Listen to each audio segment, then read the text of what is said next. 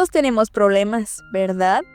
Es una frase que escuchamos todo el tiempo, pero ¿qué significa realmente tener un problema? Déjame contarte una historia que me hizo pensar en esto de una forma distinta. En un barrio pobre de los Estados Unidos, un maestro le preguntó a un niño, ¿cuántas patas tiene un saltamontes? El niño, con una mirada triste, lo miró y le contestó, ojalá tuviera yo los mismos problemas que usted. Así es, los problemas no son iguales para todos. Dependen de dónde estés, de lo que estés viviendo y de cómo lo mires.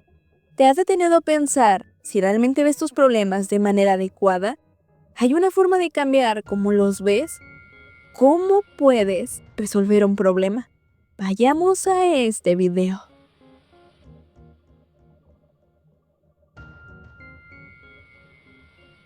¿Qué es un problema para ti? La verdad es que el concepto de problema depende mucho de cada persona. Un mismo problema puede verse de maneras muy distintas dependiendo de la situación y la perspectiva de quien lo enfrenta. Esto nos lleva a pensar que un problema no es algo que nos afecta a nosotros, sino cómo lo percibimos. Probablemente, lo primero que se nos viene a la mente son los problemas matemáticos. ¿Recuerdas esos ejercicios de exámenes de matemáticas? Desde pequeños, esas preguntas de «resuelve esta ecuación» pueden ser un verdadero dolor de cabeza. Son un tipo de problema muy específico, porque tienen una única solución y si conoces el procedimiento, la solución es directa. Pero, ¿y los problemas que enfrentamos en la vida cotidiana? Son mucho más complejos y a veces mucho más abrumadores. Los hay de todo tipo. Problemas con las relaciones, con el trabajo, con la salud o incluso esos problemas internos que muchas veces no sabemos cómo manejar. A diferencia de los problemas de matemáticas, estos no tienen una respuesta clara o una fórmula que nos diga cómo solucionarlos. Es aquí donde empieza el verdadero reto. ¿Cómo identificar un problema? ¿Y cómo solucionarlo? Un problema no siempre es un problema hasta que tú decides verlo como tal. Si no le prestas atención, es como si no existiera o no tuviera un impacto en tu vida. Imagina que algo empieza a sentirse incómodo o fuera de lugar, como si algo no estuviera funcionando bien. Puede ser una situación que se repite o un obstáculo que te impide avanzar. En ese momento, el primer paso es notarlo y hacerte estas preguntas clave. ¿De dónde viene esto? A veces la causa es evidente, pero otras veces el problema es más profundo de lo que parece. ¿Depende de mí solucionarlo? Hay problemas que puedes resolver por tu cuenta y otros que están fuera de tu control. ¿Qué tan grave y urgente es? No todo necesita ser resuelto de inmediato. Vuelve a escucharlo. No todo necesita ser resuelto de inmediato. Esto te será útil más adelante. Una clave importante es que muchas veces etiquetamos algo como un problema, cuando en realidad es solo una incomodidad pasajera o una oportunidad para mejorar.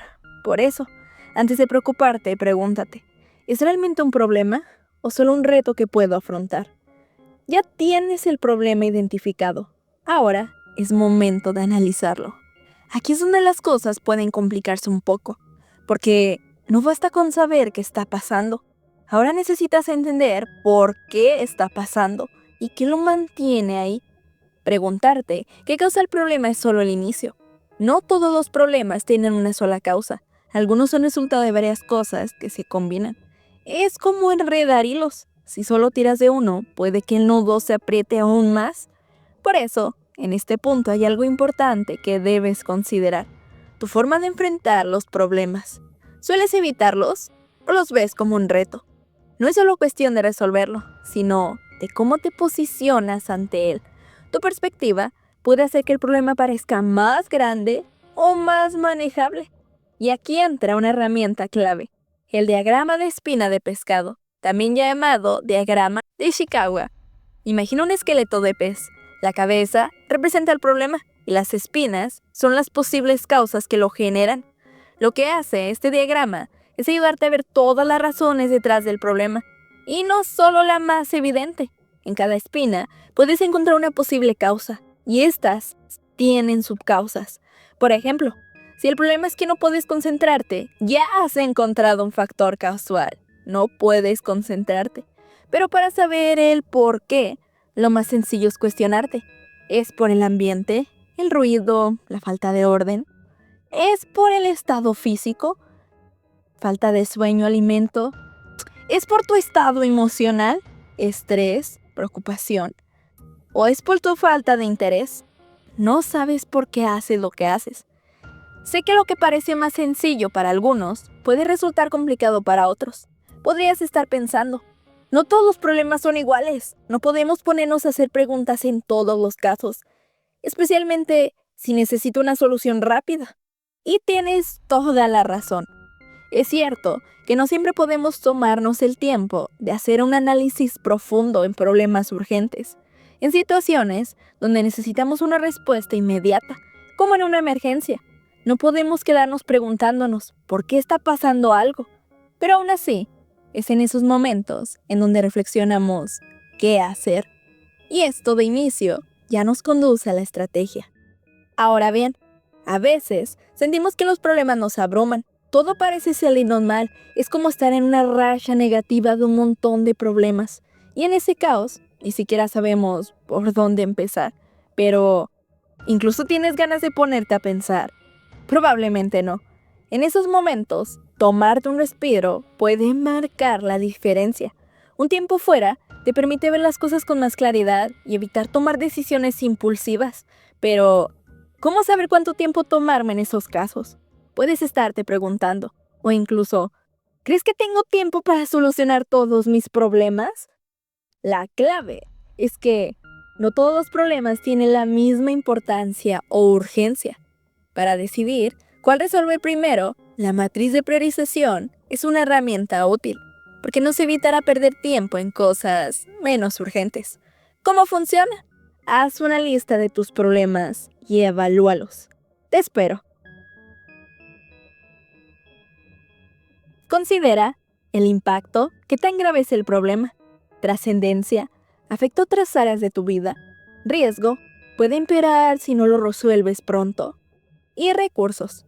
¿Tienes los medios para solucionarlo ahora? Cada criterio se califica con un puntaje, por ejemplo, del 1 al 5, donde 1 es baja prioridad y 5 es alta prioridad. Luego, suma los puntajes y el problema con la puntuación más alta es el que debes atender primero. Lo sé, esto en sí es solo una herramienta, no es la solución a todo el problema, al menos por ahora. Pero espera, vamos al cuarto paso. Generemos soluciones. Antes de seguir, quiero darte una noticia. Te tengo una guía totalmente gratis en el primer comentario. En ella encontrarás el paso a paso para resolver un problema, usando los diagramas que puedes aplicar en cada etapa del proceso. Te veo por allá. Tengamos en cuenta que toda la información disponible sobre el problema llega a tu corteza prefrontal, el área del cerebro encargada de razonar y tomar decisiones. Luego, empiezas a enfocarte en distintos factores para determinar una posible solución. Pero ojo, porque aquí es donde las cosas se complican. Existirán varias alternativas y muchas de ellas ni siquiera las vas a considerar por parecer abrumadoras o incluso absurdas. Pero piensa estratégicamente. Cuanto más variadas sean las opciones, mayor será la probabilidad de encontrar una solución efectiva.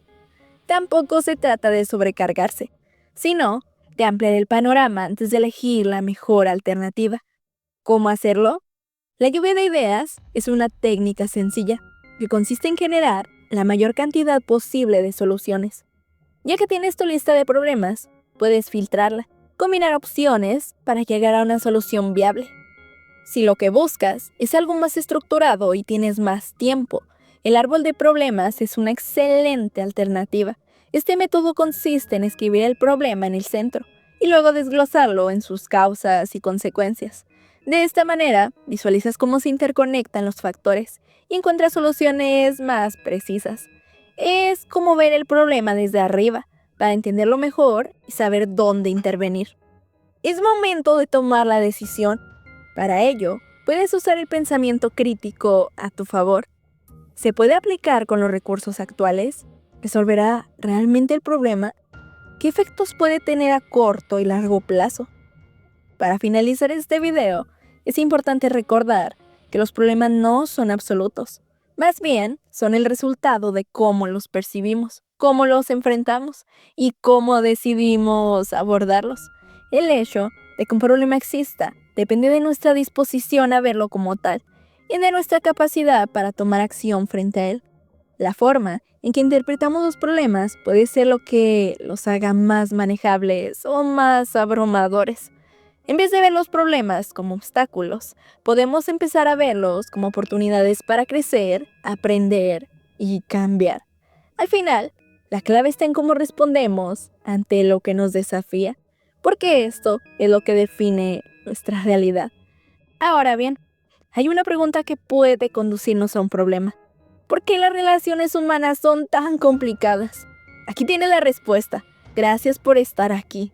Soy Rubia Costa y estás en Laberinto Mental.